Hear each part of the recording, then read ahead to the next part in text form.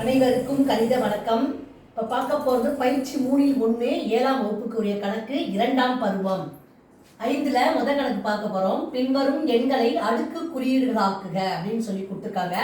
அதில் முதல் கணக்கு 512 அப்படின்னு கொடுத்துருக்காங்க. இதை அடுக்கு குறியீடு வடிவத்தில் நம்ம போய் எழுத போகிறோம். அப்போ என்ன செய்யணும் அப்படின்னா ஃபஸ்ட்டு 512 நம்ம வகுத்துக்கிட்டே வகக்காரணி முறையில் வகுத்துக்கிட்டே வர்றோம். அப்போ ஒரே நம்பர் என்ன வருதுன்னு பார்ப்போம். ஃபஸ்ட் நான் இரட்டை நம்பராக இருக்கனால 2ஆல் வகுக்கிறேன். வகுத்தோம்னா 2 2 4 மீதி 1, 11ல் 5 2 10 மீதி 1, 12ல் 6 2 12. திரும்பவும் எகேன் 2ஆல் வகுக்கிறேன்.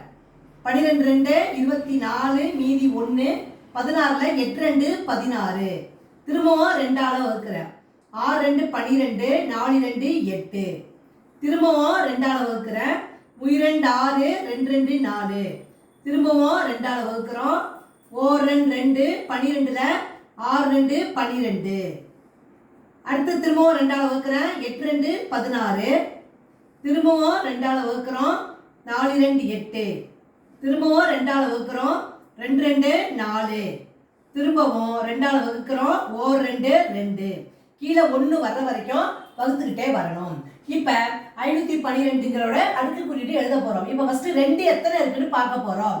1 2 3 4 5 6 7 8 9 2 இருக்கு. அப்போ 512 இஸ் ஈக்குவல் டு என்ன பண்ண போகிறோம்? 2 9 வாட்டி எழுதுறேன்.